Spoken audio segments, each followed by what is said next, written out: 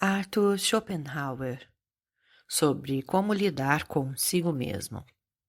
Você está ouvindo o canal Eu Ouvi Aquele Livro. Siga-nos no Instagram. Sobre como lidar consigo mesmo. Assim como o trabalhador que ajuda a construir um edifício não conhece o plano todo ou nem sempre o tem presente, é desse modo que o ser humano, ao desenrolar cada dia e cada hora de sua vida, lida com o todo e o caráter de sua trajetória de vida. Quanto mais esse caráter for digno, significativo, metódico e individual, tanto mais será necessário e benéfico que de vez em quando ele lance um olhar sobre o seu esboço reduzido, ou seja, sobre o plano da sua vida. É claro que disso também faz parte que ele tenha dado o passo inicial no conhece-te a ti mesmo. Portanto, é preciso que ele saiba o que verdadeiramente, fundamentalmente e sobretudo quer. O que é essencial para a sua felicidade e, em seguida, o que ocupa o segundo e o terceiro lugares. E ainda é preciso que reconheça qual é, em geral, a sua vocação, o seu papel e a sua relação com o mundo. Se isso for significativo e grandioso, a visão do plano de sua vida em escala reduzida, haverá de mais do que qualquer outra coisa fortalecê-lo, erguê-lo, encorajá-lo à ação e desviá-lo de caminhos equivocados.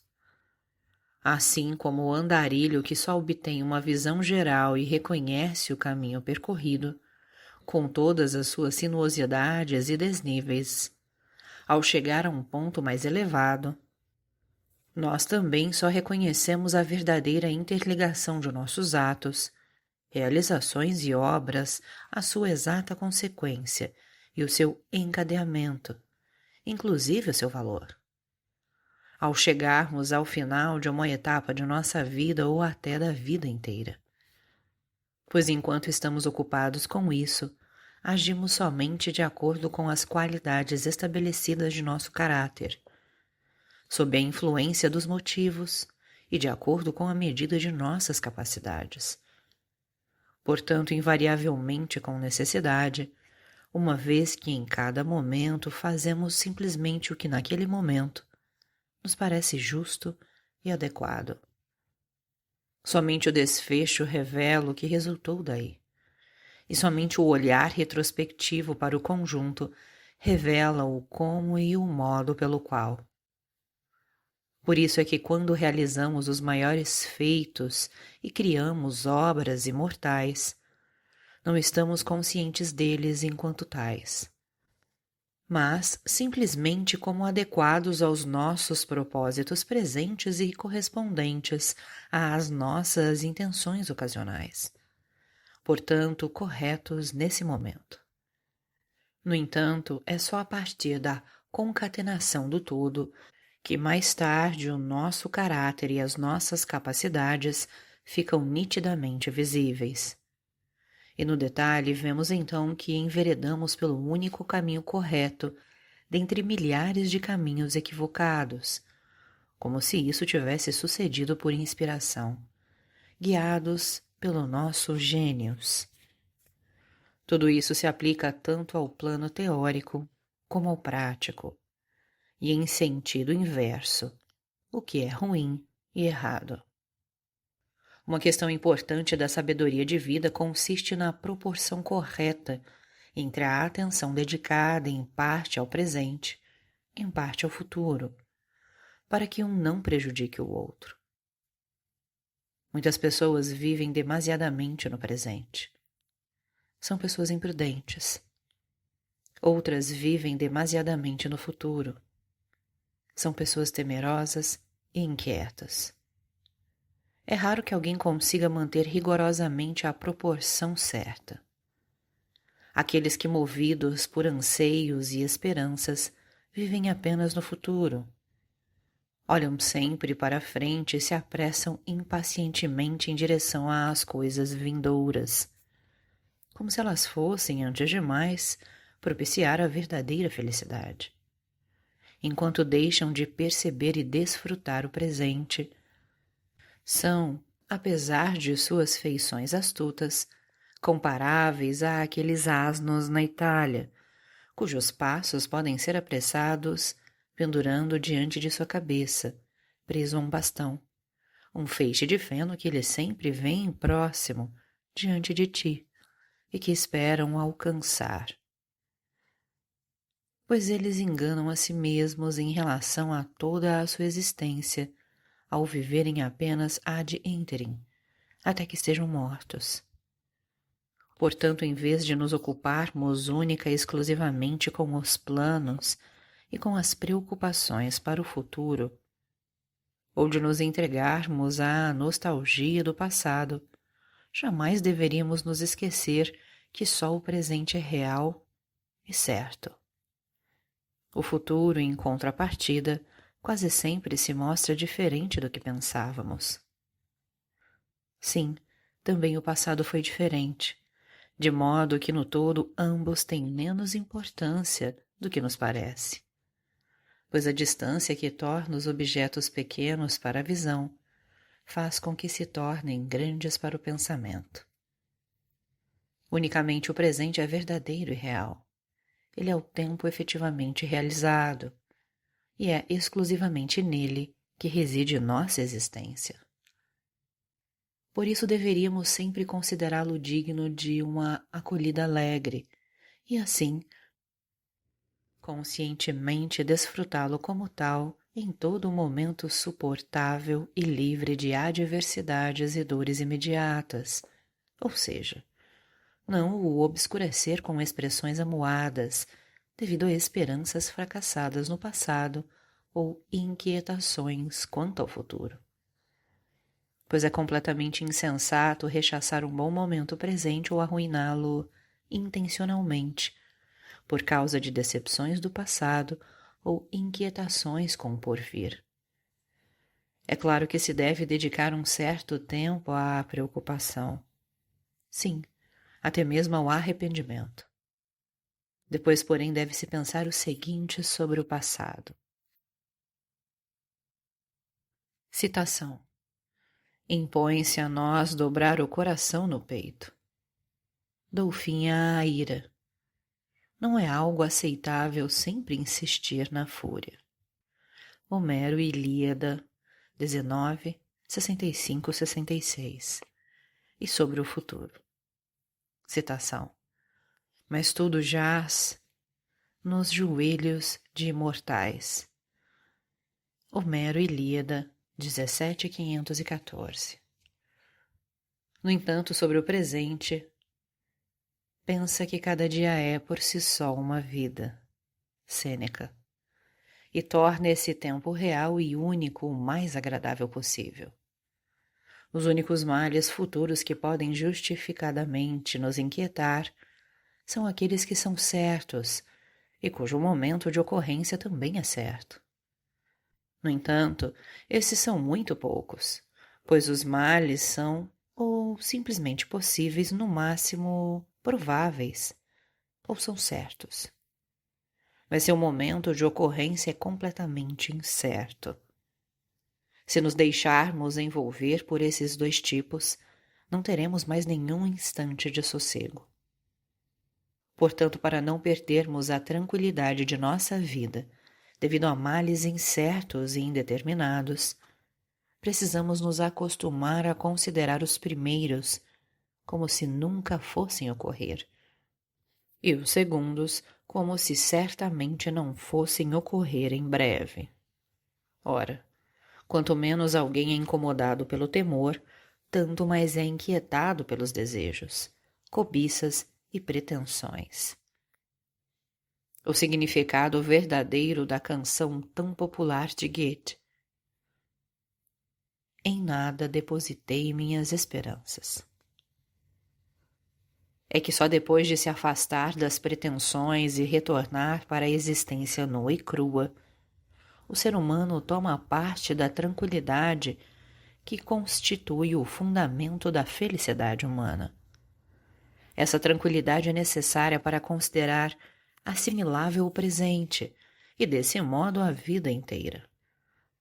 Justamente com esse propósito, deveríamos sempre ter em mente que no dia de hoje vem só uma vez e nunca mais. Porém, supomos que retornará amanhã. Mas amanhã é um novo dia que também só virá uma vez. Nós, contudo, esquecemos que cada dia é uma parte integrante e, por isso, insubstituível da vida. E consideramos antes como contido nela, assim como os indivíduos estão contidos no conceito de conjunto. Também apreciaríamos e desfrutaríamos melhor o presente se nos dias de bem-estar e saúde sempre estivéssemos conscientes de, como nas enfermidades e aflições, a lembrança nos apresenta cada hora sem dor e sem privação como infinitamente digna de inveja, como um paraíso perdido, como um amigo negligenciado. No entanto, vivemos nossos belos dias sem percebê-los. Só quando chegam os dias ruins é que desejamos aqueles de volta. Deixamos passar milhares de horas alegres e agradáveis, sem desfrutá-las e com o rosto amuado, para depois, nos tempos sombrios, suspirarmos por elas em vão. Em vez disso, deveríamos reverenciar todo o momento presente suportável, inclusive o mais corriqueiro, que indiferentes deixamos passar e que até mesmo impacientes apressamos. Deveríamos sempre ter em mente que, precisamente agora, esses momentos se precipitam naquela apoteose do passado, na qual, a partir de então, envoltos pelos raios de luz da perenidade, são conservados pela memória, para especialmente nos momentos ruins, quando essa um dia abre a cortina, apresentarem-se como um objeto de nosso anseio mais íntimo. Toda limitação torna a pessoa feliz. Quanto mais estreito for o nosso campo de visão, ação e contato, tanto mais felizes seremos. Quanto mais amplo, tanto mais frequentemente nos sentimos aflitos e intimidados, pois nesse caso multiplicam-se e ampliam-se as preocupações, os desejos e os temores. É por isso que inclusive os cegos não são tão felizes como possam parecer a priori. É o que demonstra a serenidade meiga, quase alegre, em seus traços faciais.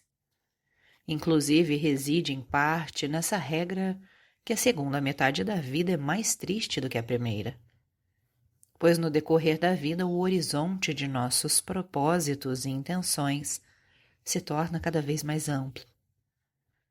Na infância ele se limita ao ambiente mais próximo e às relações mais estreitas. Na juventude ampliam-se significativamente. Na idade adulta abrange toda a nossa trajetória de vida, e com frequência as relações mais distantes, os estados e povos. Na velhice abrange os descendentes. Por outro lado, toda limitação, inclusive a espiritual, é benéfica para a nossa felicidade, pois quanto menor o estímulo da vontade, tanto menor o sofrimento. E sabemos que o sofrimento é algo positivo, ao passo que a felicidade só é negativa. A limitação do campo de ação tira da vontade os ensejos exteriores para o estímulo. A limitação do espírito, os interiores. Esta última, no entanto, teve a desvantagem de abrir a porta para o tédio, que indiretamente se torna a fonte de incontáveis sofrimentos, uma vez que apenas para afastá-lo recorre-se a tudo, portanto, distração, companhia, luxo, jogo, bebida, etc., que atraem danos, ruína e infelicidade de todo tipo. Difícil é a serenidade no ócio. Por outro lado, evidencia-se o quanto limitação exterior é benéfica e até necessária para a felicidade humana, até onde esta é possível, no fato de que o único gênero poético que faz a descrição de pessoas felizes, o idílio, apresenta-a sempre e tem essência numa situação e num ambiente bastante limitados. Essa percepção da questão está na base de nosso deleite com as chamadas pinturas de gênero. Consequentemente, a maior simplicidade possível de nossas relações e até a uniformidade do estilo de vida, enquanto não produzir tédio, tornam as pessoas felizes, porque permitem que sintam a própria vontade e, por consequência, a sua carga essencial do modo mais suave. Ela fluirá como um ribeiro sem ondas ou redemoinhos. No que diz respeito ao nosso bem-estar e ao nosso sofrimento, o que importa em última instância é aquilo que preenche e ocupa nossa consciência. Nesse caso, no geral, toda ocupação puramente intelectual proporcionará à pessoa com o espírito apto para tal muito mais do que a vida real com sua constante alternância entre sucesso e fracasso, juntamente com seus abalos incômodos. É certo que para tal ocupação exigem-se aptidões preponderantemente espirituais. Em seguida, é preciso observar que, assim como a vida ativa voltada para o exterior nos dispersa e desvia dos estudos, e retira do espírito a tranquilidade e a concentração indispensáveis, de igual modo, por outro lado, a ocupação espiritual contínua nos torna mais ou menos inaptos para lidar com os afazeres e as agitações da vida real. Por isso é aconselhável suspender inteiramente aquela ocupação por algum tempo, quando surgirem circunstâncias que, de algum modo, requeiram uma ação prática enérgica. Para viver com perfeito bom senso e extrair da própria experiência toda a instrução nela contida, muitas vezes é preciso pensar retrospectivamente e recapitular o que se vivenciou, fez, experimentou e sentiu, e comparar seu juízo anterior com o atual, seus propósitos e anseios com o sucesso e a satisfação deles advindos. Essa é a repetição das lições particulares que a experiência deu a cada pessoa. A experiência própria também pode ser vista como texto, do qual a reflexão e o conhecimento são o comentário. Muita reflexão e muito conhecimento combinados com pouca experiência são semelhantes às edições que apresentam 2 linhas de texto e 40 linhas de comentário. Muita experiência combinados com pouca reflexão e parco conhecimento são semelhantes às edições bipontinas, sem notas, que deixam muitas coisas incompreendidas. A recomendação aqui especificada aplica-se também à regra de Pitágoras, segundo a qual à noite, antes de adormecer, devemos examinar cuidadosamente o que fizemos durante o dia. Quem passa a vida no tumulto dos negócios ou das diversões sem ruminar seu passado, apenas desenrolando sua vida, perde o claro bom senso.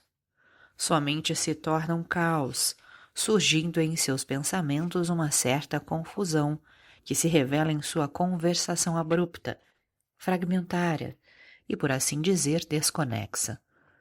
Essa situação fica tanto mais evidente quanto maior é a inquietação exterior, a quantidade de impressões e menor a atividade interior do espírito. Cabe observar aqui que após um tempo mais longo e depois de terem passado as vivências e os ambientes que nos influenciaram, não conseguimos recuperar nem renovar nossa disposição e sensação suscitados por eles naquela ocasião. No entanto, é certo que podemos nos recordar de nossas próprias manifestações suscitadas por eles naquela ocasião.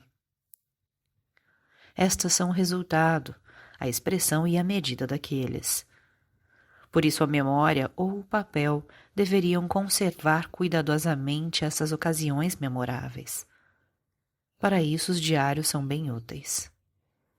Certamente a qualidade mais propícia para a nossa felicidade é bastar-se a si mesmo, ser tudo em tudo para si e poder dizer: levo comigo tudo que é meu. Por isso nunca é demais repetir a máxima de Aristóteles: a felicidade é dos que bastam a si mesmos. Ética Eudemo 7.2. Em essência, esse também é o pensamento expresso de forma particularmente elegante na centena de Chamfort, que coloquei como lema deste ensaio.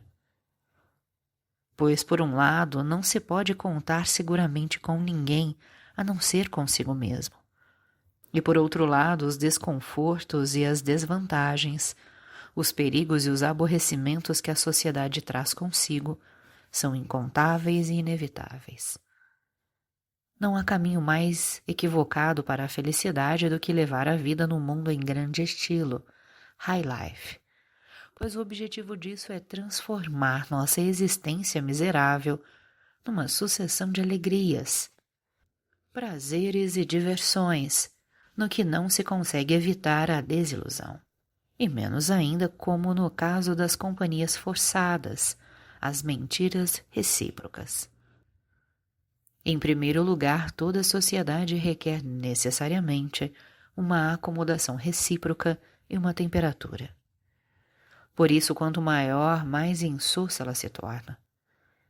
Cada pessoa só pode ser ela mesma por inteiro quando estiver sozinha. Portanto, quem não ama a solidão, tampouco ama a liberdade. Pois somente quando se está sozinho é que se está livre. A coerção é a companheira inseparável de toda a sociedade, a qual exige sacrifícios que se revelam tanto mais difíceis quanto mais significativa for a própria individualidade. Consequentemente, cada um evitará, suportará ou amará a solidão na exata proporção do valor do seu si mesmo. Pois é na solidão que o miserável sente toda a sua miséria. O grande espírito sente toda a sua grandeza. Em síntese, cada um sente o que é. Além disso, quanto mais elevada for a posição de alguém na classificação hierárquica da natureza, tanto mais solitário será, de maneira essencial e inevitável. Nesse caso, porém, é um benefício para ele se a solidão física corresponder à espiritual. Do contrário, a proximidade frequente de seres heterogêneos exerce uma influência incômoda ou até mesmo hostil sobre ele, roubando-lhe seu si mesmo sem nada ter para oferecer como substituto. Desse modo, ao passo que a natureza estabeleceu entre os seres humanos a mais ampla diversidade no plano moral e intelectual, a sociedade, não levando isso em conta, equipara todos eles ou, antes, substitui a diversidade pelas diferenças em níveis artificiais de estado e posição, muitas vezes diametralmente opostos à classificação hierárquica da natureza. Nessa configuração, aqueles que a natureza colocou numa posição inferior encontram-se favorecidos. Aos poucos, porém, que ela colocou numa posição superior, saem prejudicados. Por isso estes costumam se subtrair da sociedade, na qual, quando se torna numerosa, prevalece a indecência. O que na sociedade desestimula os grandes espíritos é a igualdade de direitos, e portanto de demandas, no caso de desigualdade de capacidades e portanto de realizações sociais dos outros. A chamada boa sociedade permite qualidades de todo tipo, menos as espirituais. Estas são até mesmo contrabando. Ela nos obriga a demonstrar uma paciência sem limites com toda a estupidez, insensatez, incorreção e obtusidade. Por outro lado, as qualidades pessoais devem mendigar perdão ou se ocultar, pois a superioridade espiritual fere pela sua mera existência, sem qualquer interferência da vontade. Por consequência, a sociedade, chamada de boa, não tem apenas a desvantagem de nos apresentar pessoas que não podemos enaltecer nem amar, mas também a de não permitir que sejamos nós mesmos, como condiz com a nossa natureza. Antes coage-nos por causa da consonância com os outros e nos encolhermos ou até mesmo nos desfigurarmos. Discursos e ideias brilhantes têm espaço apenas perante uma sociedade brilhante. Na sociedade ordinária são simplesmente odiados, pois para serem apreciados nela necessitam ser banais e obtusos. Em tal sociedade temos que abrir mão, com difícil abnegação, a 3/4 de nós mesmos, para nos parecermos com os outros. Em troca, é claro que temos os outros. No entanto, quanto mais uma pessoa possui valor próprio, tanto mais ela considera que o ganho não cobre a perda e que o negócio resulta em sua desvantagem. Pois as pessoas, em regra, são insolventes, isto é, não dispõem de nada em seu convívio que indenize o aborrecimento, os desconfortos e os incômodos que provocam a abnegação que impõe. Por isso, a maior parte da sociedade é constituída de modo que quem a troca pela solidão faz um bom negócio. Além disso, a sociedade, para substituir a superioridade autêntica, ou seja, espiritual, a qual não suporta e que também é difícil de encontrar, acolheu fortuitamente uma superioridade falsa, convencional, baseada em astutos arbitrários, que se propaga tradicionalmente entre as classes mais elevadas e que se modifica como as palavras de ordem. É o que se chama de bon ton. Bon ton, fashionableness. Quando, porém, essa superioridade colide com a autêntica, revela-se sua fraqueza. Além disso, quando chega o bom tom, retira-se o bom senso. Afinal de contas, porém, cada um só pode estar em perfeita harmonia consigo mesmo, não com seu amigo, nem com a amada, pois as diferenças de individualidade e de exposição provocam sempre uma dissonância, ainda que mínima. Por isso é que a verdadeira e profunda paz do coração e a perfeita serenidade, esse bem terreno superior depois da saúde, são encontráveis unicamente na solidão e como disposição duradoura apenas no mais profundo isolamento. Quando o próprio si mesmo é grande e rico, desfruta-se o estado mais feliz que se pode encontrar sobre esta pobre terra.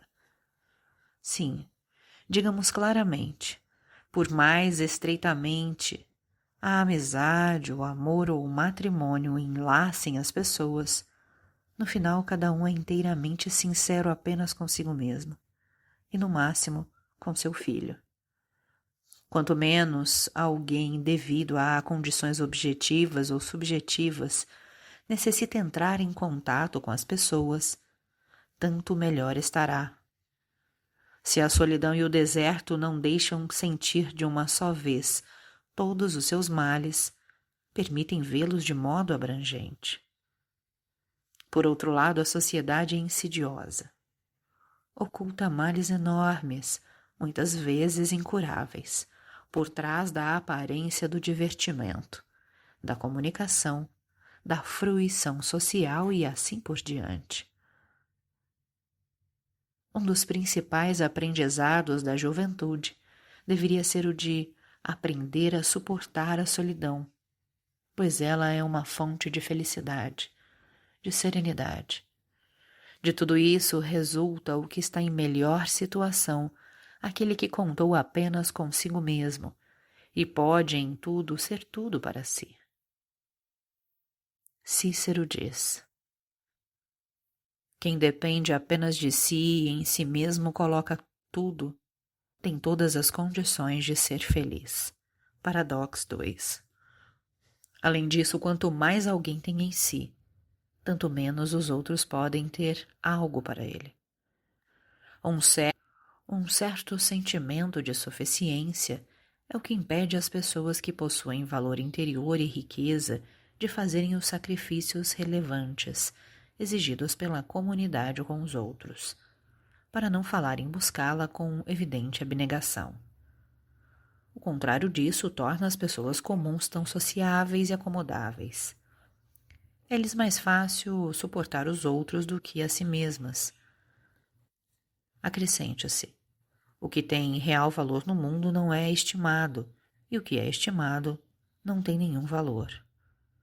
Prova e consequência disso é o isolamento de toda pessoa digna e distinta. Desse modo, será a autêntica sabedoria de vida daquele que tem algo justo em si mesmo, quando, se necessário, consegue limitar as suas necessidades, para manter ou ampliar a sua liberdade, conformando-se com o mínimo possível para sua pessoa, uma vez que tem relações inevitáveis com o universo humano. O que, por outro lado, torna os seres humanos sociáveis é a incapacidade de suportar a solidão e, nela, a si mesmos. Vazio interior e tédio são o que os impele tanto para a sociedade como para terras estrangeiras e para as viagens. Seu espírito carece de iniciativa para conferir movimento a si mesmo. Por isso, buscam incrementá-lo através do vinho, e ao trilhar esse caminho muitos se tornam ébrios. Justamente por isso necessitam de constante estímulo de fora, e do mais intenso, ou seja, dos seus semelhantes, por natureza. Sem esse estímulo, seu espírito desmorona sob seu próprio peso e decai numa letargia sufocante.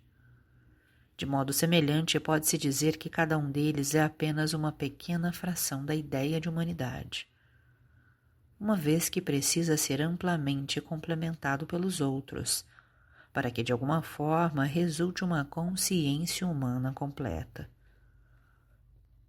Em contrapartida, quem é um ser humano inteiro, um ser humano par excellence, representa uma unidade, não uma fração, tendo, portanto, suficiente para si mesmo. Pode-se, nesse sentido, comparar a sociedade convencional com aquela música russa tocada com trompas, em que cada trompa tem apenas uma tonalidade e que somente através do encontro exato de todas surge uma música. Você está ouvindo o canal Eu Ouvi Aquele Livro. Tão monótono quanto aquela trompa de uma tonalidade, só é o sentido e o espírito da maioria dos seres humanos.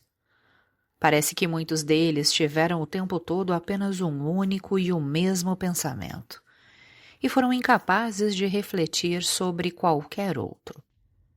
Isso explica não só por que são tão enfadonhos, mas também porque são tão sociáveis e preferem andar em bandos. O gregarismo da humanidade. A monotonia de seu próprio ser os torna insuportáveis para si mesmo.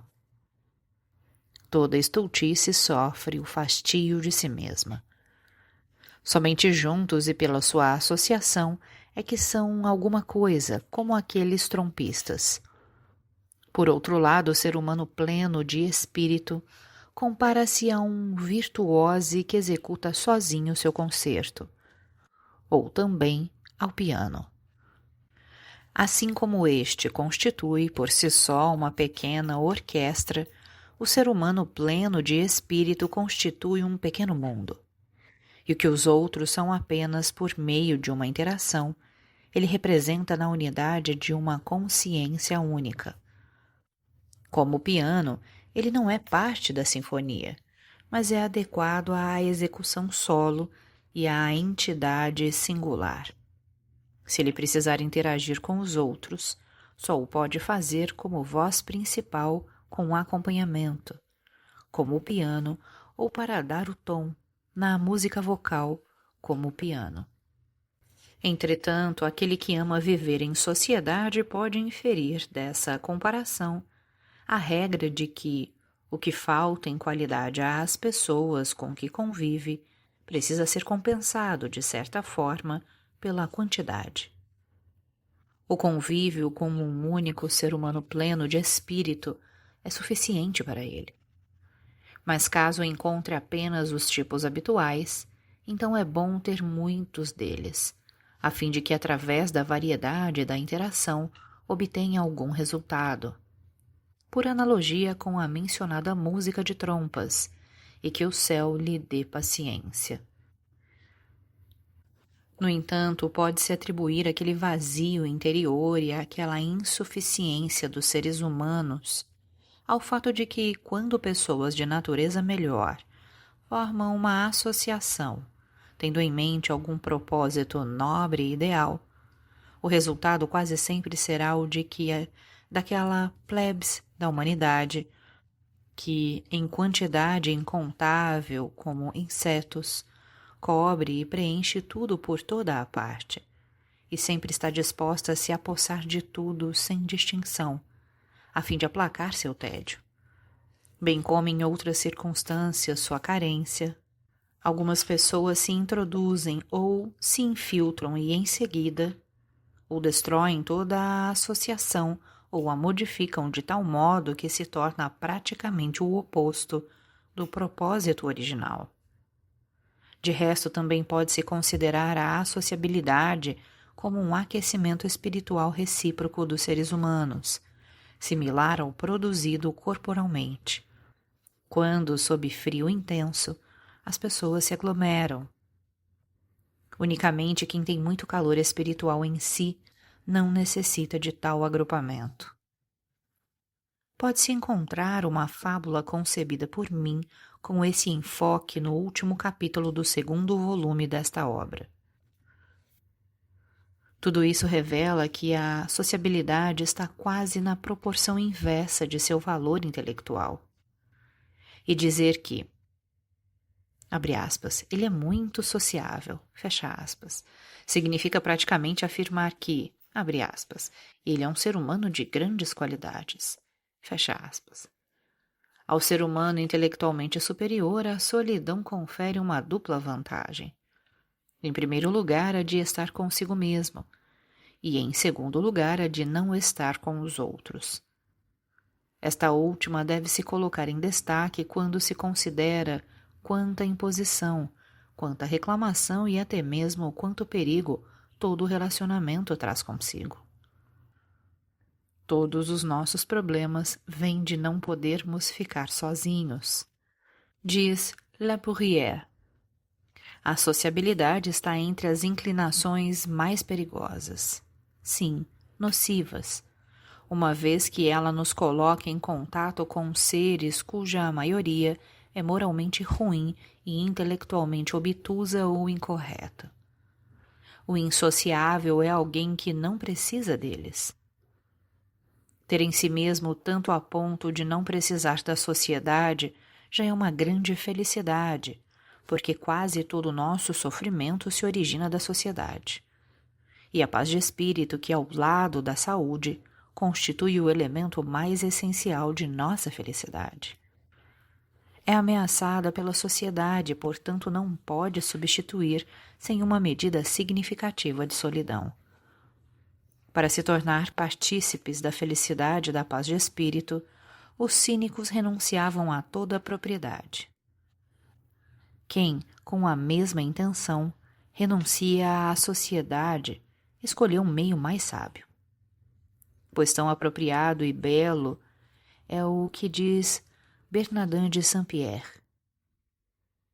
Citação: a dieta dos alimentos nos restitui a saúde do corpo, e a dieta dos homens, a tranquilidade da alma.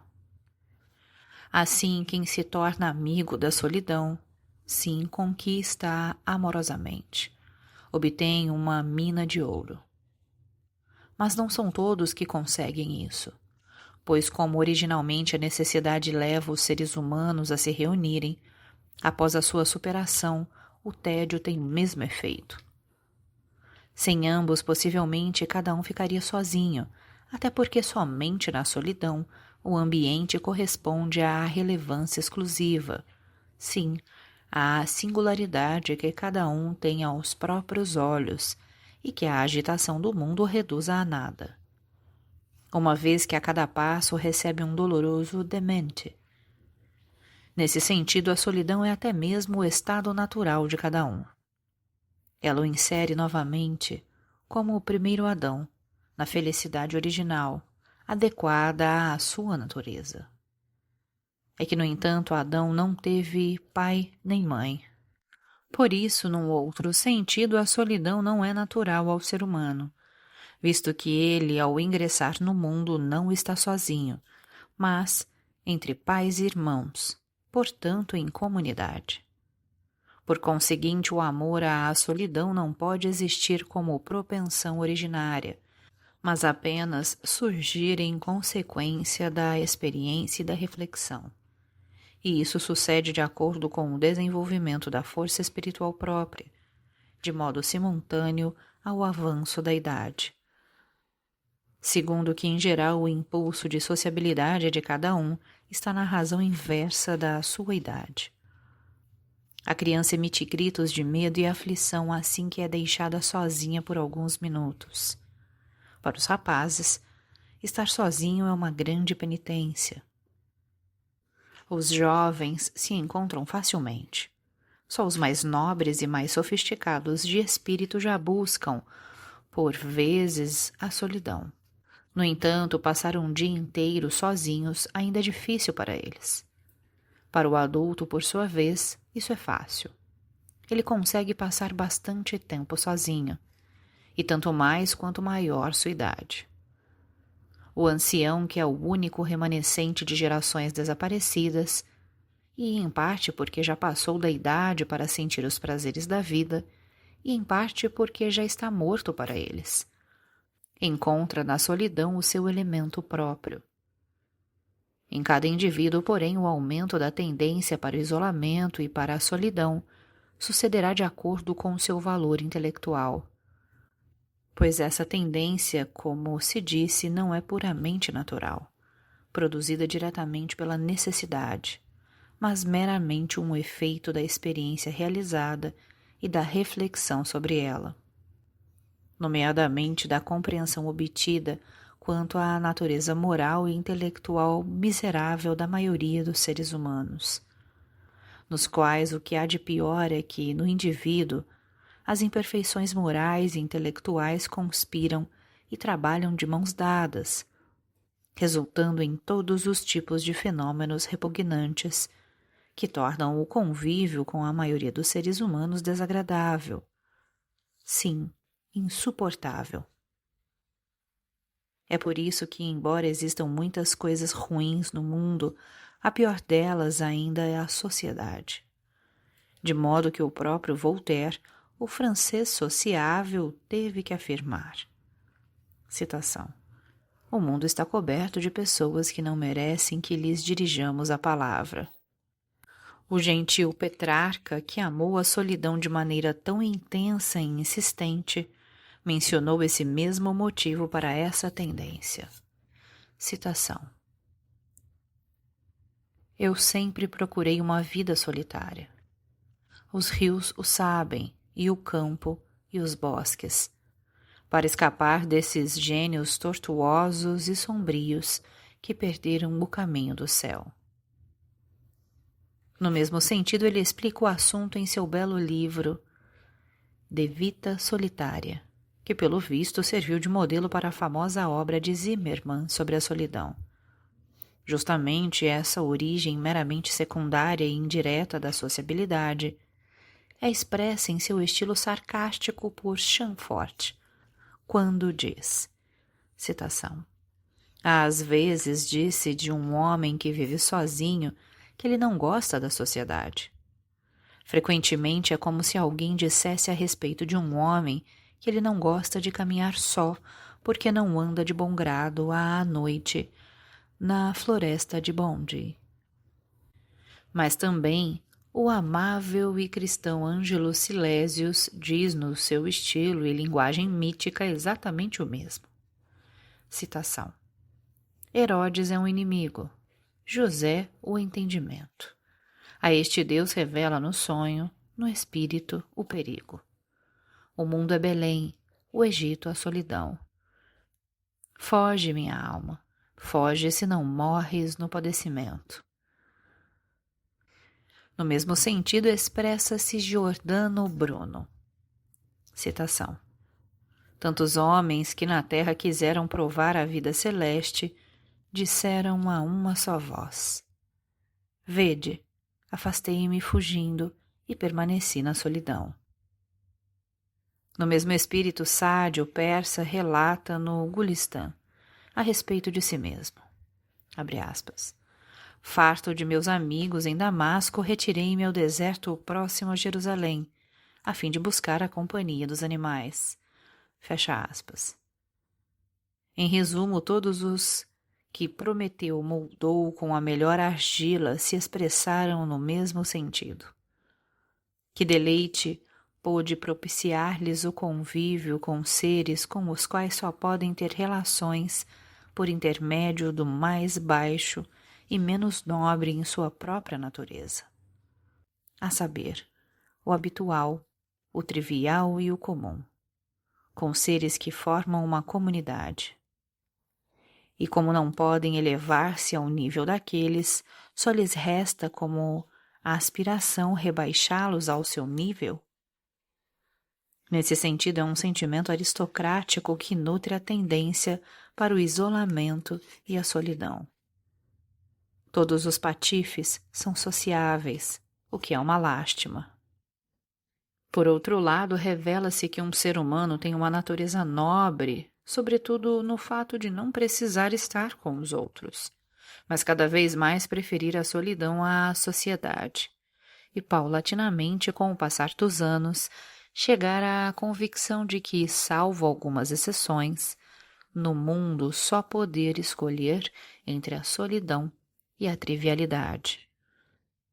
Até isso, por mais duro que soe, inclusive Ângelo Silesius, apesar de sua mansidão e de seu amor cristão, não pôde deixar de expressar. Citação. A solidão é penosa, no entanto, evita ser vulgar. Em toda parte, podes estar num deserto. O que, no entanto, diz respeito aos grandes espíritos, é bem natural que esses autênticos educadores de todo o gênero humano sintam tão pouca inclinação para a vivência comunitária frequente com as outras pessoas, como os pedagogos que não se intrometem no jogo do grupo de crianças que brinca ruidosamente ao seu redor. Pois eles que vieram ao mundo para guiar o gênero humano sobre o mar de seus equívocos para a verdade e para fora do abismo de sua rudeza e trivialidade, levando-lhes a luz, a formação e o enobrecimento. É certo que precisam viver entre os seres humanos, sem, no entanto, pertencerem efetivamente a eles. E por isso, desde a juventude, sentem-se como seres significativamente distintos dos outros. Mas é só gradualmente, com o passar dos anos, que chegam a constatar nitidamente essa distinção, no que então se preocupam em acrescentar à distância espiritual também a distância física dos outros. E ninguém mais pode se aproximar deles, exceto que seja alguém mais ou menos eximido da trivialidade geral. Conclui-se de tudo isso, portanto, que o amor à solidão não advém diretamente e como impulso originário, mas sim, indiretamente, em especial em espíritos nobres e desenvolvidos gradualmente, não sem a superação do impulso natural de sociabilidade ou da oposição eventual de sugestões mefistofélicas. Citação. Cessa de brincar com a tua mágoa, que como um abutre te devora a vida. A pior das companhias te faz sentir que és um homem entre homens. A solidão é o destino de todos os espíritos extraordinários, que por vezes será acolhida com lamentos, mas invariavelmente será escolhida como o menor de dois males. Com o avanço da idade, no entanto, o sapere aude se torna, nessas passagens, cada vez mais fácil e natural. E aos 60 anos o impulso para a solidão segue realmente a natureza. Sim, o instinto, pois agora tudo se combina para promovê-lo. O fator mais intenso que move para a sociabilidade, o amor às mulheres e o impulso sexual não surtem mais efeito. Sim, a assexualidade na idade avançada estabelece a base para uma certa autossuficiência, que aos poucos absorve de todo o impulso de sociabilidade. Retorna-se de mil ilusões e tolices. A vida ativa é descartada na maioria dos casos, nada mais se espera. Não se tem mais planos nem propósitos. A geração da qual realmente se faz parte não vive mais. Cercado por um gênero estranho, já se está objetiva e essencialmente sozinho.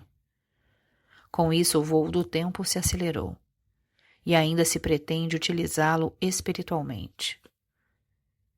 Pois se a cabeça manteve a sua força, os diversos conhecimentos e experiências obtidos, a elaboração gradualmente aprimorada de todos os pensamentos, e a grande habilidade de aplicação prática de todas as faculdades, tornam o estudo de todo tipo mais interessante e fácil do que nunca.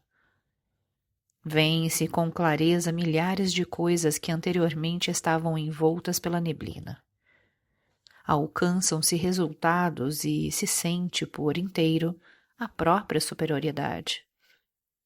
Devido à longa experiência, deixou-se de esperar muito das pessoas, uma vez que em geral não estão entre os que ganham algo em conhecer alguém mais de perto. Antes, sabe-se que, exceto em raros acasos, nada se encontrará a não ser exemplares defeituosos da natureza humana, os quais é melhor deixar intocados. Por isso não mais se está exposto às ilusões costumeiras, percebendo prontamente o que cada um é, e assim só raramente satisfazendo o desejo de estabelecer uma relação mais próxima com ele. Por fim, em particular, ao se reconhecer que a solidão é uma amiga da juventude, somam-se o hábito do isolamento e o convívio consigo mesmo, que se tornam uma segunda natureza. Por conseguinte, o amor à solidão, que anteriormente tinha que ser tomado do impulso de sociabilidade, agora é inteiramente natural e simples. Vive-se na solidão como um peixe na água. Por isso, toda individualidade proeminente, portanto, diferente das demais, e assim solitária, sente-se por causa desse seu isolamento essencial, oprimida na juventude, mas aliviada na idade avançada.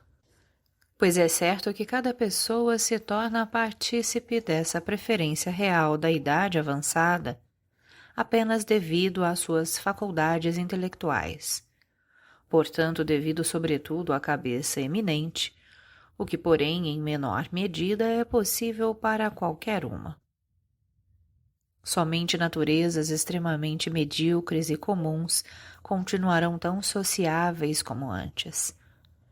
Elas são um incômodo para a sociedade, na qual não se encaixam mais, e conseguem no máximo ser toleradas, ao passo que antes eram procuradas. Pode-se ainda identificar um aspecto teleológico nessa relação inversa entre o número de anos de nossa vida e o grau de nossa sociabilidade. Quanto mais jovem é o ser humano, tanto mais tem de aprender a cada relação. Ora, a natureza o remeteu para o aprendizado recíproco, que cada um recebe no convívio com seus semelhantes, e em vista do qual a sociedade humana pode ser designada de uma grande instituição educacional bem lancasteriana, uma vez que livros e escolas são instituições artificiais, pois afastadas do plano da natureza. É bem oportuno, portanto, que ele frequente a instituição de ensino natural, e tanto mais diligentemente quanto mais jovem for. Nada é bom em todos os aspectos, diz Horácio. E não há lótus sem caule, diz um provérbio indiano.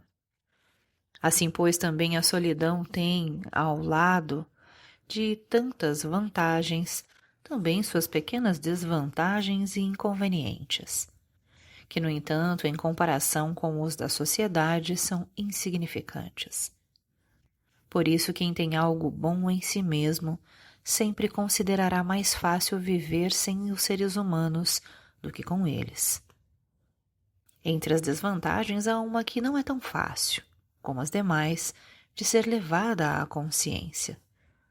A saber, a seguinte: assim como a prolongada e contínua permanência em casa deixa nosso corpo mais sensível às influências externas, de modo que qualquer lufada de ar fresco afeta-o patologicamente, assim o isolamento prolongado e a solidão deixam nossa disposição tão sensível que nos sentimos perturbados, ofendidos ou feridos pelos mais insignificantes fatos, palavras ou até por meras expressões, ao passo que aquele que permanece na agitação do mundo nem os leva em conta. Quem, no entanto, em especial nos anos juvenis, foi levado frequentemente para a solidão por causa de justificadas desilusões com as pessoas, mas não consegue suportar o deserto por muito tempo, recomendo-lhe que se acostume a levar uma parcela da sua solidão para o seio da sociedade. Portanto, que aprenda a estar sozinho, em certo grau. Também na sociedade, e assim não compartilhe de imediato com os outros o que pensa. E, por outro lado, não interprete em sentido estrito o que os outros dizem. Antes, não espere muito deles, nem em termos morais, nem intelectuais. E, portanto, no que diz respeito às suas opiniões, consolide em si uma certa indiferença, que é o meio mais seguro para sempre praticar uma tolerância louvável. Então, embora esteja entre as pessoas, ele não estará inteiramente na companhia delas, mas lidará com elas de maneira puramente objetiva.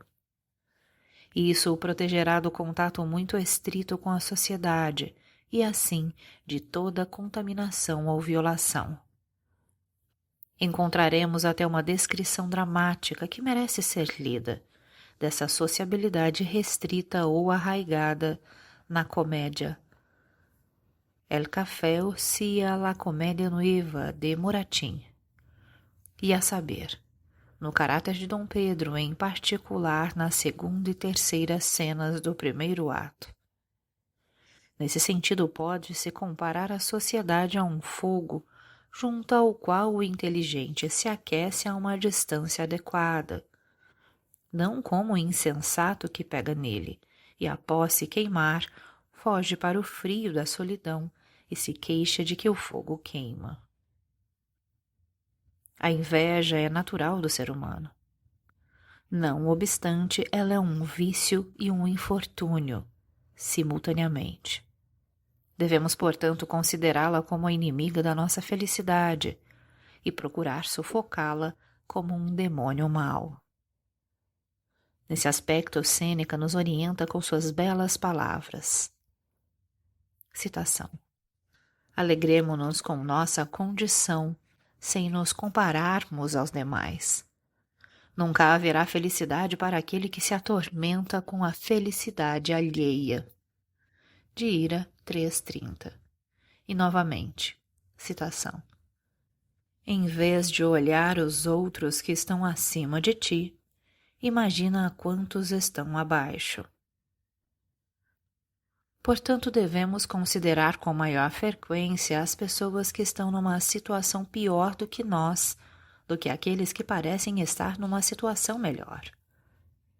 Até mesmo no caso de males reais ocorridos, o consolo mais perfeito, ainda que flua da mesma fonte de inveja, é a consideração de sofrimentos maiores do que os nossos, e o convívio próximo com aqueles que conosco se encontram na mesma situação, com os parceiros de infortúnio.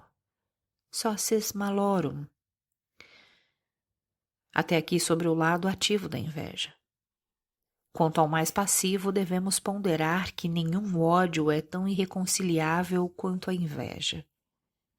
Por isso não deveríamos nos dedicar incessante e avidamente a suscitá-la. Antes agiríamos melhor em renunciar a esse prazer, como tantos outros, por causa de suas graves consequências. Há 3 aristocracias. 1. A do nascimento e da posição. 2. A do dinheiro. 3. A espiritual. Esta última é efetivamente a mais nobre, sendo também reconhecida por isso, quando se lhe dá o devido tempo. Frederico o Grande já havia dito. Citação. As almas privilegiadas estão no mesmo nível dos soberanos. E a saber, para o seu marechal de corte, que estava ofendido com o fato de que, enquanto ministros e generais comiam junto à mesa do marechal, Voltaire devia tomar lugar à mesa em que estavam somente regentes e príncipes. Cada uma dessas aristocracias é rodeada por uma legião de invejosos que tramam secretamente contra cada um de seus membros, e quando não têm que temê-lo, esforçam-se de diversas formas em dar-lhe a entender o seguinte, abre aspas, tu não és nada mais do que nós, fecha aspas. Mas justamente esses esforços revelam sua convicção do contrário. O procedimento a ser empregado contra isso pelos que são invejados consiste em manter à distância toda essa legião de invejosos e evitar o máximo possível qualquer contato com eles, de modo que fiquem apartados por um amplo abismo. Nos casos em que, porém, isso não se aplica, deve-se suportar com a máxima serenidade os esforços da inveja, cuja fonte se neutraliza. Inclusive, vemos essa prática ser constantemente adotada.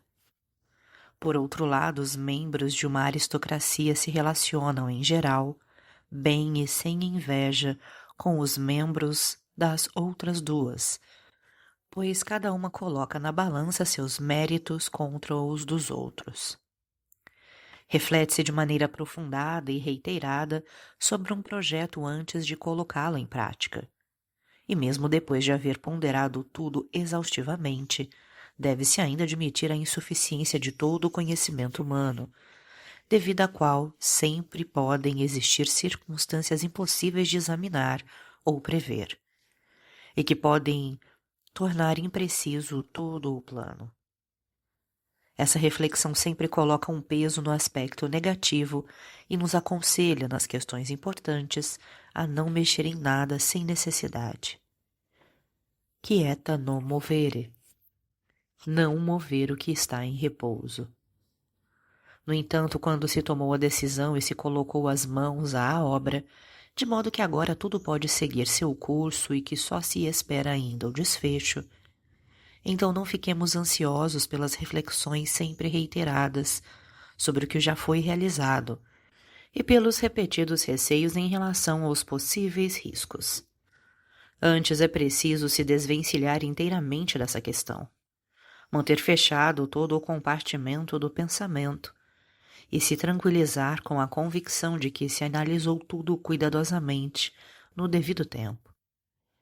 Esse conselho encontra-se também no provérbio italiano que Goethe traduz: sela bem e cavalga confiantemente. A propósito, diga-se de passagem que uma grande parte de seus gnomos, dados sob a rúbrica proverbiais, são traduções de provérbios italianos.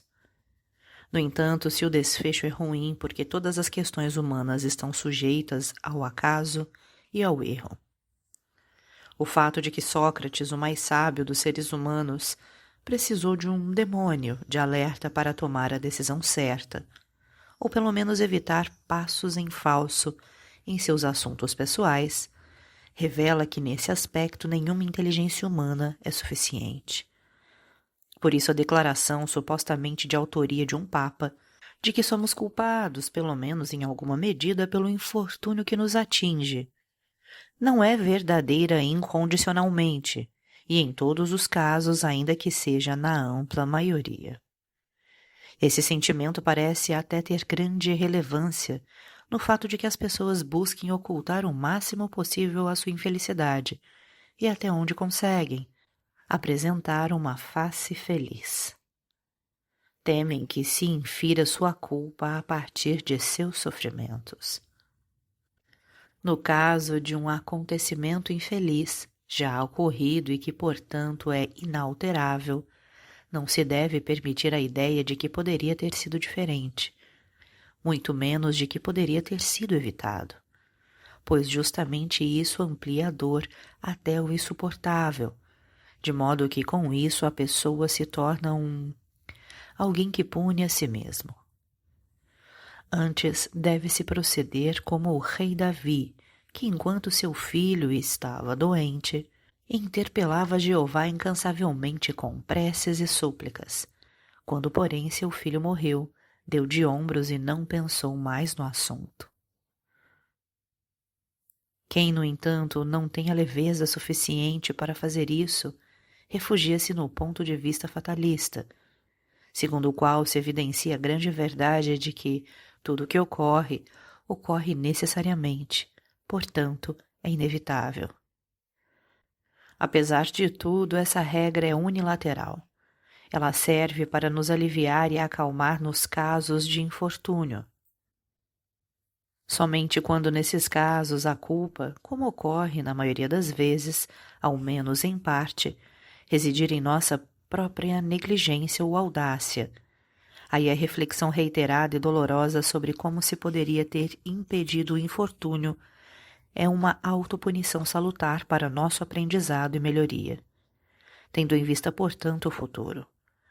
E não devemos, como de costume, procurar desculpas, encobrir ou minimizar erros manifestadamente cometidos por nós, mas admiti-los e trazê-los perante os nossos olhos em toda a sua magnitude, a fim de podermos nos manter firmes no propósito de evitá-los no futuro. É claro que nesse caso causa-se a grande dor da insatisfação consigo mesmo. Mas, ninguém é educado sem castigo. Em suma, no que diz respeito ao nosso bem-estar e sofrimento, devemos ter controle sobre a fantasia. Portanto, em primeiro lugar, não devemos construir castelos no ar, pois são muito dispendiosos, uma vez que logo em seguida novamente temos que demoli-los entre suspiros. Mas ainda mais, temos que nos guardar de assustar nosso coração, imaginando casos de infortúnio meramente possíveis.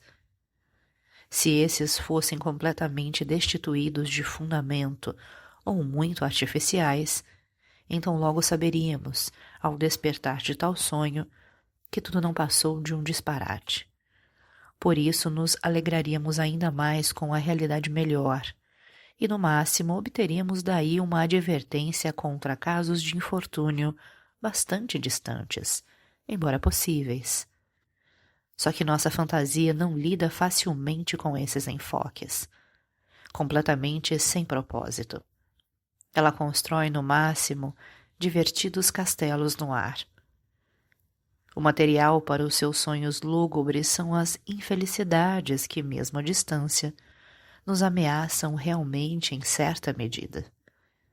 A fantasia as amplia, traz sua possibilidade muito mais perto do que na verdade está, e as imagina nas mais terríveis tonalidades. Ao acordar, não conseguimos imediatamente nos desvencilhar de um sonho desse tipo, como ocorre com os agradáveis, pois esses são refutados de imediato pela realidade, que lhes deixa, no máximo, uma tênue esperança no âmbito da possibilidade. Mas a entrega às fantasias sombrias, Blue Devils, trouxe imagens para perto de nós que não voltam a se atenuar facilmente, pois a possibilidade do acontecimento em geral está estabelecida, e nem sempre estamos em condições de determinar o seu referencial de medida. A possibilidade se torna facilmente uma probabilidade, e com isso estamos entregues à mão do temor. Por isso, portanto, devemos considerar as coisas que dizem respeito ao nosso bem-estar e sofrimento somente com os olhos da razão e do juízo, ou seja, com reflexão seca e fria, e operar com meros conceitos e em abstracto. A fantasia deve, portanto, ficar fora do jogo, pois não sabe julgar, mas traz aos olhos meras imagens que mexem com a alma, de modo desnecessário e muitas vezes desagradável. Da maneira mais estrita, essa regra deveria ser observada à noite, pois como a escuridão nos deixa temerosos e nos faz ver figuras pavorosas por toda a parte, assim também a falta de clareza dos pensamentos tem um efeito análogo, pois toda incerteza gera insegurança.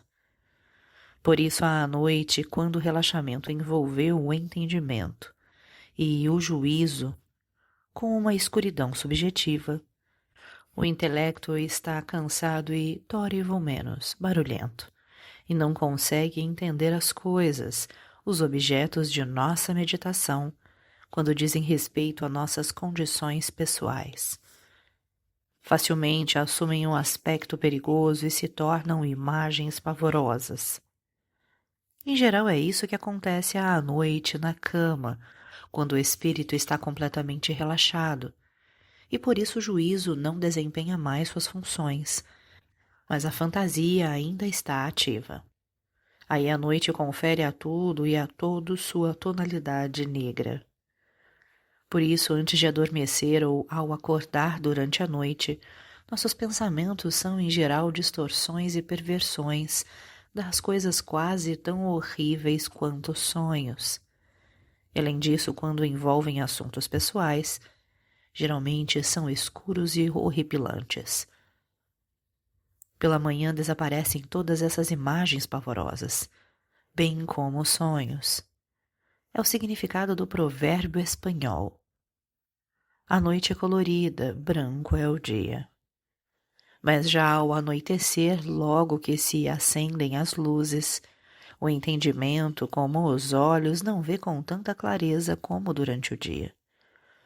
Por isso, esse período não é apropriado para a meditação de assuntos sérios e principalmente desagradáveis.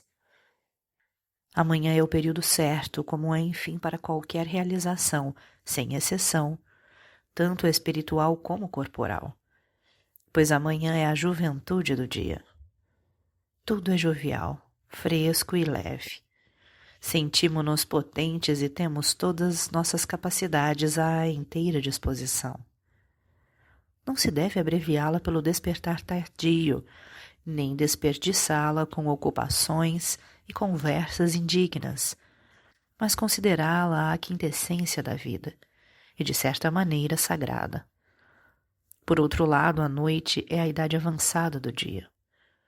À noite estamos debilitados, loquazes e desatentos. Todo dia é uma pequena vida. Cada despertar e levantar é um pequeno nascimento. Cada nova manhã é uma pequena juventude. E cada ir para a cama e adormecer é uma pequena morte.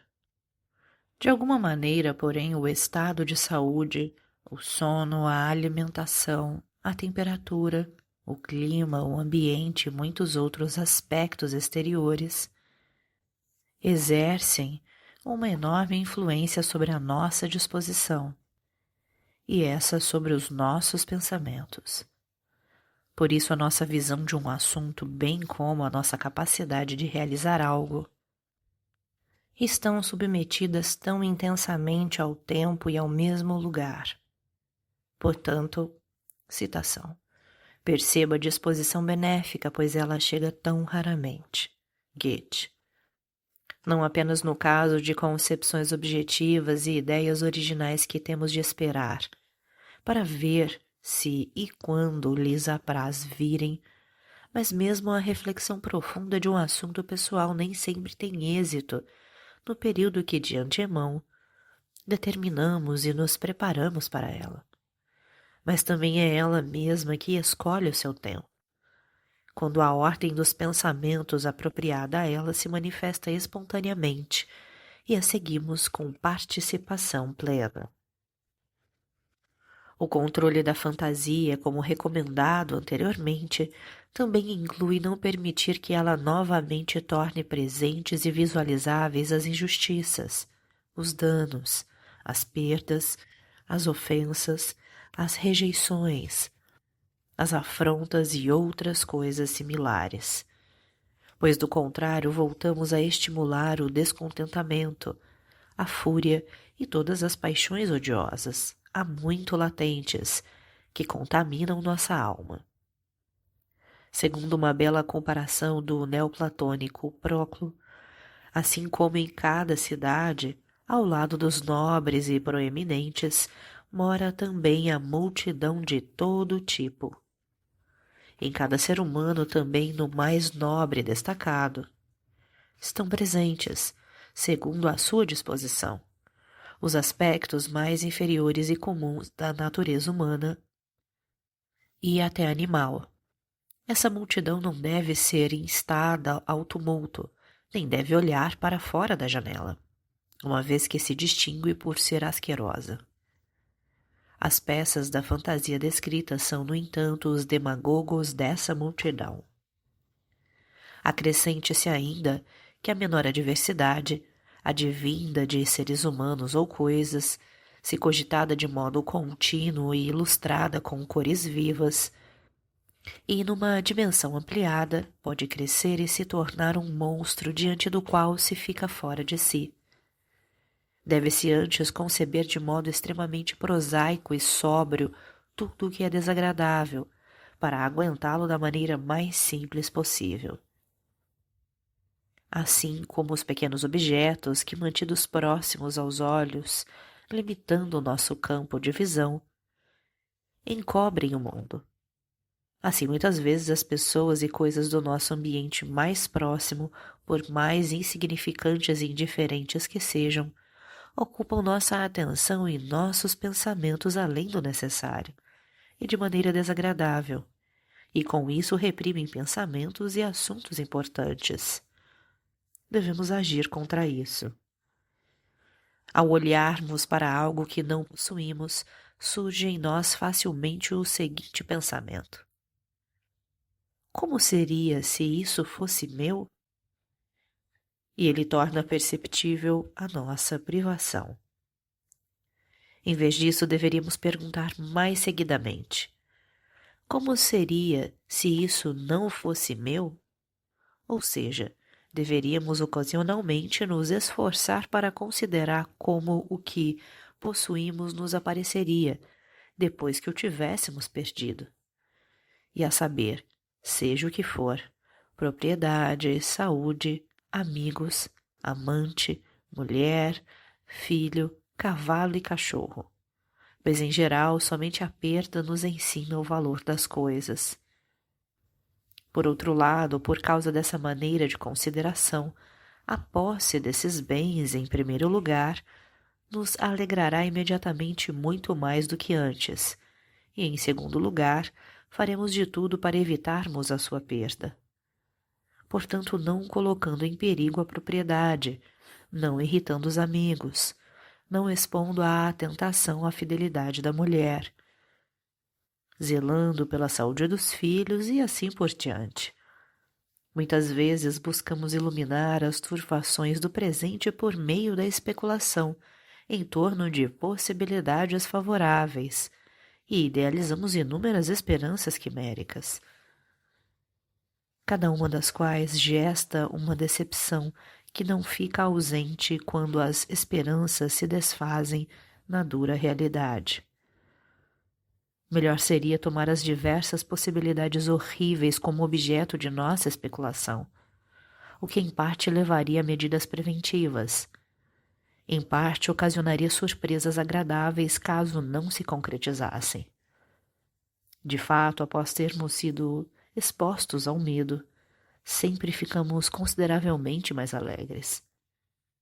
Sim, às vezes é bom ter em mente grandes infortúnios que eventualmente poderiam nos atingir, a fim de suportarmos mais facilmente os muito menores que mais tarde efetivamente nos atingem. Na medida em que nos consolamos com o olhar retrospectivo daqueles grandes infortúnios não ocorridos. Ao levar em conta essa regra, no entanto, não se deve desconsiderar a anterior. Porque os assuntos e acontecimentos que nos dizem respeito surgem e se entrecruzam de forma inteiramente ocasional, sem ordem e sem relação entre si, no mais gritante contraste, sem qualquer coisa em comum, a não ser justamente que são nossos assuntos. Desse modo, nosso pensamento e nossas preocupações devem ser igualmente abruptos para corresponder a esses assuntos e acontecimentos. Assim, quando empreendemos alguma coisa, temos que abstrair de todas as outras, para gerir cada coisa ao seu tempo, desfrutá-la, sofrê-la, sem nos preocuparmos com os demais. Temos que ter, portanto, por assim dizer, gavetas para os nossos pensamentos, das quais abrimos apenas uma enquanto as outras permanecem fechadas. Assim conseguimos que uma grande preocupação muito séria não interrompa cada pequeno deleite do presente, nem nos prive de toda a nossa tranquilidade. Além disso, conseguimos que uma reflexão não reprima as outras, que a preocupação com um assunto importante não provoque a negligência de outros mais simples, e assim por diante.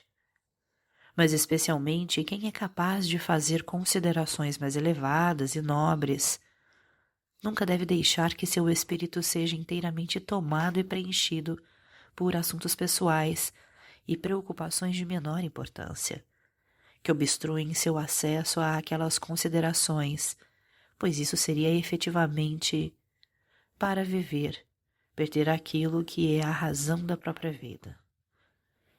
Claro que para efetuar essa condução de nossas ações, bem como de muitas outras, é preciso impor uma autocoerção. Para isso, porém, deveria fortalecer-nos a reflexão de que cada ser humano tem que suportar muitas e grandes coerções proeminentes da esfera exterior, das quais nenhuma vida está isenta. No entanto, uma pequena autocoerção aplicada no ponto certo evita posteriormente muitas coerções provenientes da esfera exterior, assim como um pequeno corte no círculo próximo ao centro corresponde a um outro centenas de vezes maior na periferia. Nada nos exime mais das coerções provenientes da esfera exterior do que a autocoerção. É o que diz a centena de Sêneca.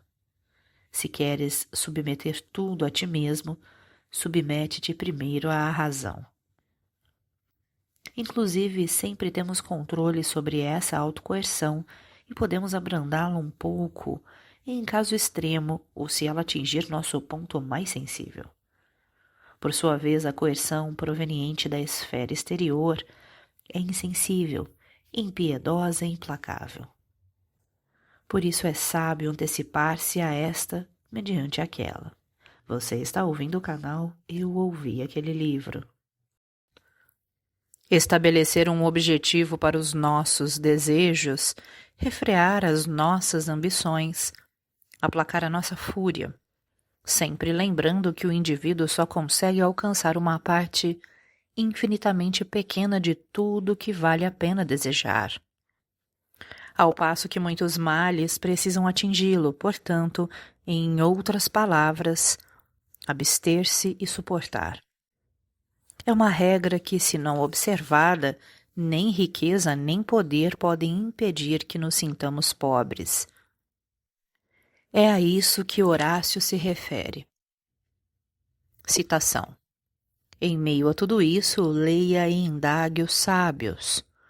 sobre como passar seus dias em tranquilidade, para não ser guiado e assediado pela ganância exagerada, nem por temores ou esperanças de coisas de pouca utilidade. Fim da citação. A vida consiste em movimento, diz Aristóteles, com manifesta razão. E assim como nossa vida física consiste somente em movimento incessante e apenas subsiste através dele, nossa vida interior e espiritual requer ocupação contínua. Ocupação com qualquer coisa, mediante a ação ou ao pensamento. Uma prova disso é o gesto de tamborilar com as mãos ou com algum instrumento, ao qual recorrem as pessoas quando estão desocupadas ou distraídas. Nossa existência é essencialmente incessante. A inatividade total logo se torna insuportável, pois provoca o tédio mais terrível. É esse impulso que se deve regular a fim de satisfazê-lo de maneira metódica e aprimorada. Por conseguinte, a atividade, colocar algo em movimento, eventualmente fazer algo ou pelo menos aprender alguma coisa, é essencial para a felicidade do ser humano. Suas forças requerem utilização e ele quer aproveitar de alguma forma o resultado. A maior satisfação, no entanto, advém de fazer algo, de confeccionar, seja um cesto ou um livro. Mas o que faz alguém feliz de imediato é ver uma obra se desenvolver diariamente pelas próprias mãos, até por fim chegar à sua conclusão. Isso constitui uma obra de arte, um escrito ou um simples trabalho manual. Evidentemente, quanto mais nobre a obra, maior o deleite. Nesse aspecto, mais felizes são as pessoas de grande talento, que estão conscientes de sua capacidade de produzir obras significativas, grandiosas e coesas. Pois desse modo difunde-se um interesse de tipo superior sobre toda a sua existência, e lhe confere um sabor ausente nas demais que, comparadas com aquela, são insossas. Para essas pessoas talentosas, a vida e o mundo têm, além do interesse comum e material, também um outro mais elevado, o formal, uma vez que contém o material de suas obras, com cuja coleta estão diligentemente ocupados durante a sua vida, desde que a necessidade pessoal as deixe respirar de alguma forma. Inclusive, o seu intelecto é de certa forma duplo. Uma parte está voltada para as relações habituais, assuntos da vontade, semelhante ao de todas as outras pessoas. A outra parte está dedicada à concepção puramente objetiva das coisas. Assim, vivem uma vida dupla, pois são espectadores e atores simultaneamente, ao passo que os demais são apenas atores. Entretanto, cada pessoa deve colocar algo em movimento conforme as suas capacidades, pois o efeito prejudicial da falta de atividade sistemática, de algum tipo de trabalho qualquer, é percebido nas longas viagens de diversão, em que a pessoa se sente de vez em quando realmente infeliz, pois sem ocupação efetiva é como que arrancada do seu elemento natural. Esforçar-se e lutar contra os obstáculos é uma necessidade do ser humano, como cavar o é para a toupeira. A estagnação provocada pela satisfação total de um deleite constante seria insuportável para ele. Superar obstáculos é o deleite pleno de sua existência, seja de ordem material, como na ação e na prática, seja de ordem espiritual, no aprendizado e na pesquisa.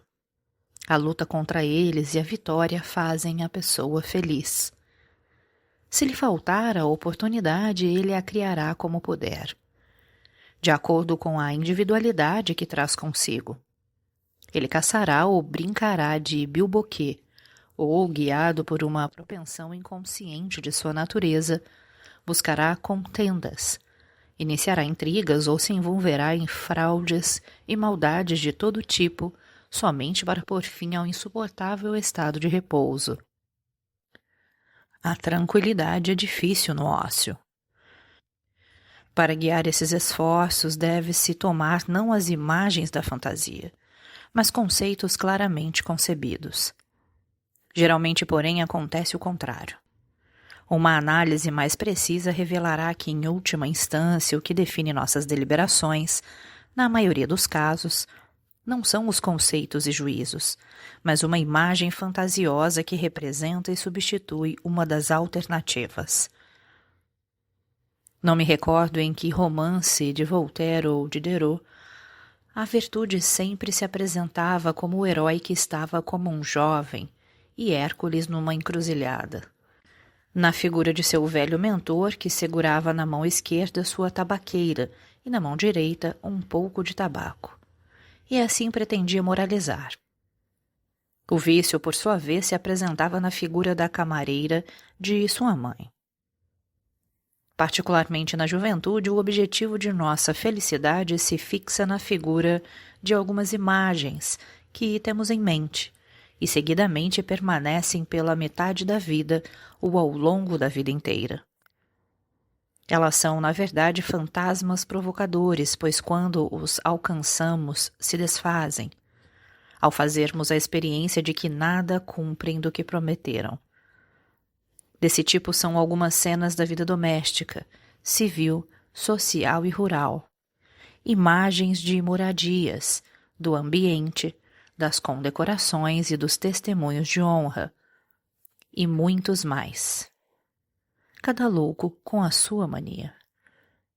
Também a imagem da amada muitas vezes é incluída nesse rol. É natural que assim seja, pois o ilustrativo pode ser imediato, tem um efeito mais direto sobre nossa vontade do que o conceito, o pensamento abstrato, que só oferece o geral sem o particular, o qual justamente contém a realidade. Por isso, só pode ter um efeito indireto sobre a nossa vontade. E, no entanto, é só o conceito que mantém a palavra. Por isso, é formação confiar apenas nele. Certo é que ocasionalmente necessitará da elucidação e da paráfrase por meio de algumas imagens, mas com algum comedimento. A regra anterior deixa-se subsumir à mais geral de que, por toda a parte, deve ser senhor sobre a impressão do que é presente e ilustrativo.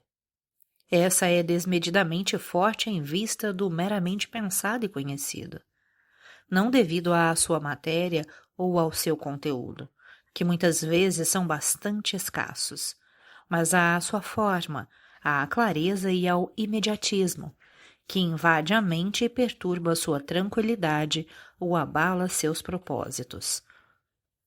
Pois o que é presente e ilustrativo, pois é facilmente visível, sempre faz efeito com todo o seu poder de uma vez.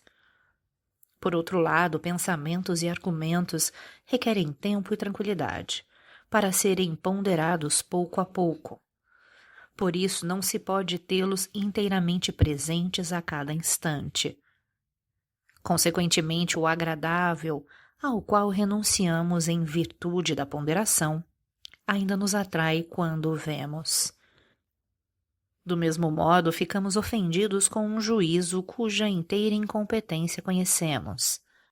Ficamos indignados com uma afronta, cujo caráter desprezível reconhecemos, e do mesmo modo 10 argumentos contra a existência de um perigo são suplantados pela falsa aparência de sua presença real. E assim por diante. Em tudo isso se invoca a irracionalidade originária do nosso ser.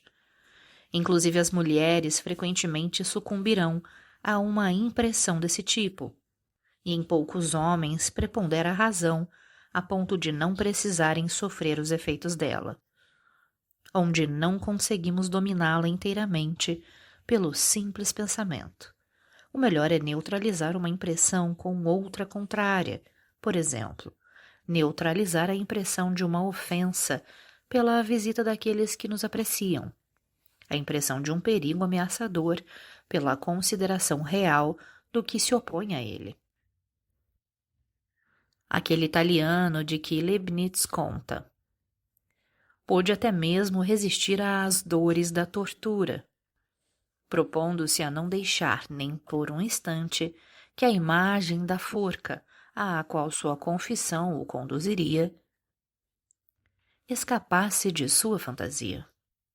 Razão pela qual, de tempos em tempos, gritava: "Eu te vejo", cujas palavras ele mais tarde explica nesse sentido.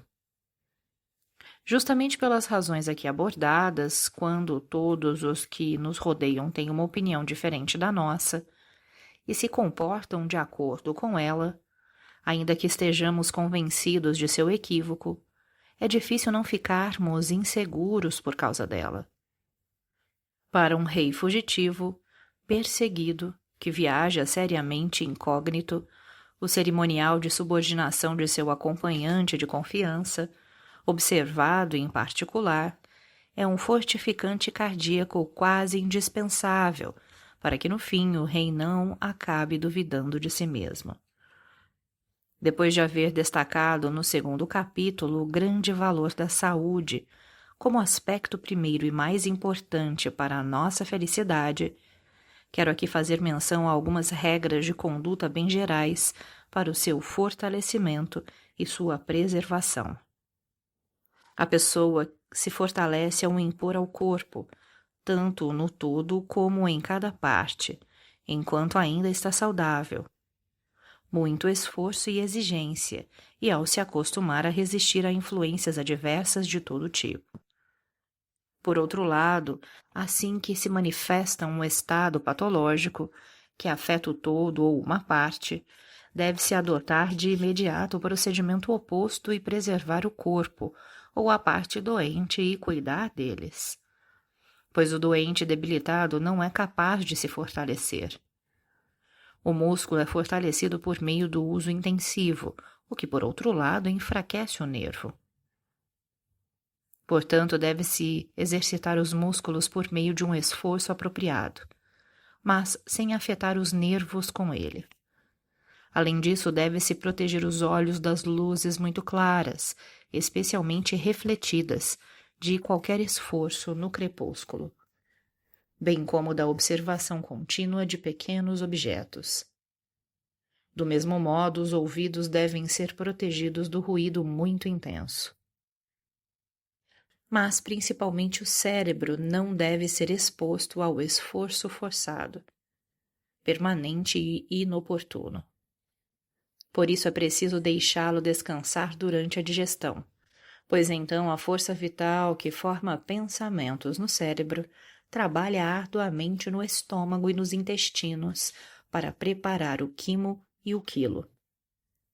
Da mesma forma, é preciso deixá-lo em repouso durante ou mesmo após esforços musculares significativos, pois sucede o mesmo tanto com os nervos motores como os sensoriais, e como a dor que sentimos nos membros feridos tem sua verdadeira localização no cérebro.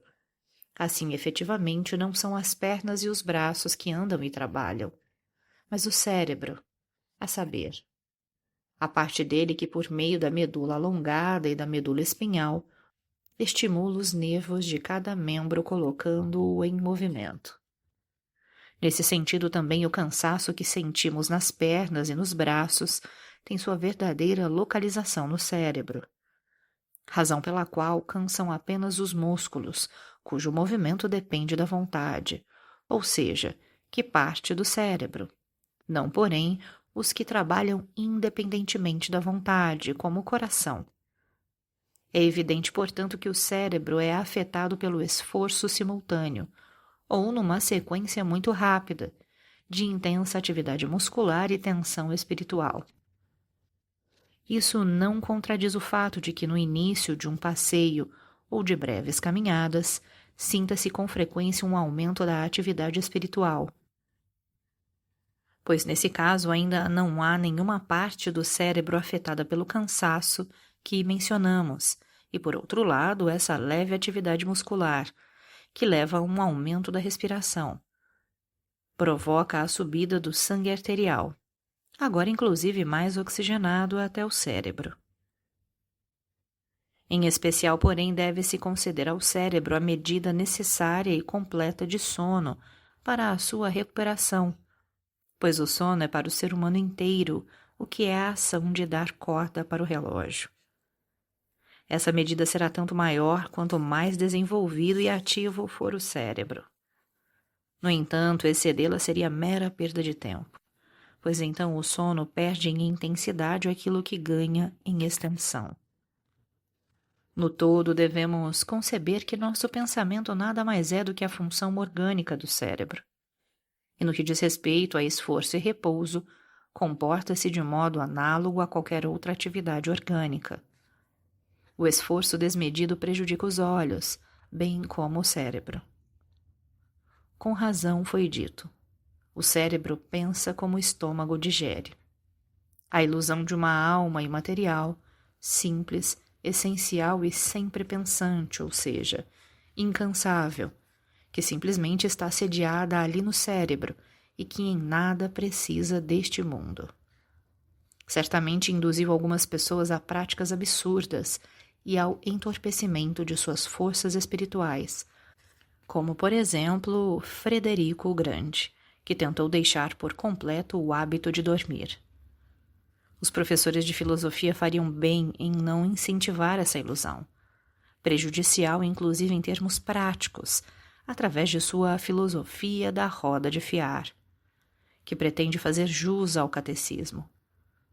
Devemos nos acostumar a considerar nossas forças espirituais inteiramente como funções fisiológicas, para tratá-las, conservá-las e empregá-las de acordo com isso. E lembrar-nos de que todo sofrimento corporal, desconforto, desordem, independentemente da parte do corpo, afeta o espírito. A melhor orientação nesse assunto é proporcionada por Cabanes, em seu escrito das relações entre o físico e o moral do homem.